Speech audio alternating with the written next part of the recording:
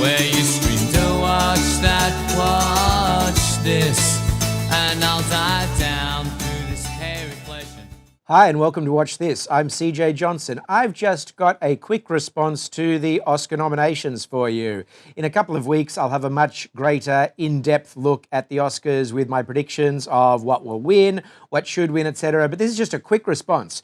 One of the interesting things about the Best Picture nominees is the inclusion of Darkest Hour and Get Out. And this is quite interesting. Let me just go through the nominees for you. The nominations for Best Picture: Call Me By Your Name, which I think should win, Darkest Hour, Dunkirk, Get Out, Lady Bird, Phantom Thread, The Post, The Shape of Water, and Three Billboards Outside Ebbing, Missouri. Now, going into this race, Three Billboards Outside Ebbing, Missouri seemed to be neck and neck with The Shape of Water.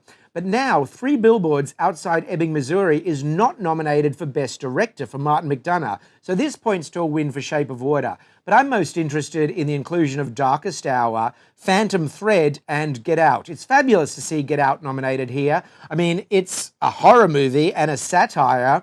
It's definitely genre, but it also had perhaps the most stinging social satire of the year, and it's just fascinating and wonderful to see it nominated along with its director Jordan Peele and its lead actor.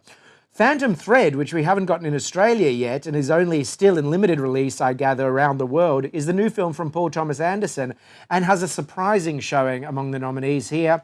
And of course, Darkest Hour. I think this is a strange nomination. It's a very strong movie for its very strong central performance by Gary Oldman as Winston Churchill.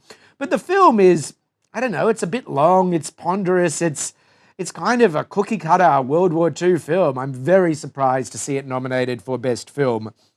Best Director, it's terrific to see Jordan Peele nominated here for his debut film, a Black American comedian, really, making his debut feature film for Get Out, and also Greta Gerwig, a woman, for directing Lady Bird, which we still haven't gotten in Australia yet, and which I still haven't seen yet, but which, by all accounts, is absolutely terrific. That's fantastic for the diversity in a famously undiverse category, to have a young black man and a young white woman nominated among the Best Director nominees, which include Christopher Nolan for Dunkirk, Paul Thomas Anderson for Phantom Thread, and Guillermo del Toro for Shape of Water. As I say there, the exclusion of Martin McDonagh for Three Billboards means that that is unlikely to pick up the Best Film, although it could split, as it has recently a few times, and go to Guillermo for Best Director and go to Three Billboards for Best Film. We will see. Then again, who knows? Lady Bird or Get Out could come along and do some interesting scooping. That would be fun. Best Actor is definitely down to only two: Gary Oldman for Darkest Hour and Timothée Chalamet for Call Me By Your Name. They're both brilliant. They're such different performances. Timothée Chalamet is giving you pure naturalism, pure realism in this beautiful, moving performance about a young man coming of age and falling in love for the first time. A 17-year-old playing a true 17-year-old. Actually, I think Timothée Chalamet is a little bit older than that, but you know what I mean.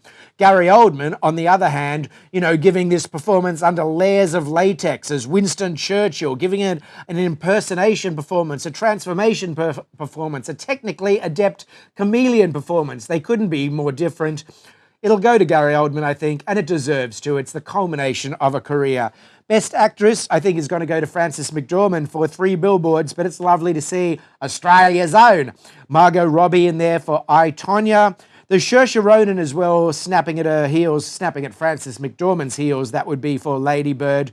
I really don't think they're going to give it to Sally Hawkins playing a mute, nor for Meryl Streep for The Post, a movie that is otherwise interestingly absent from most of the nominations.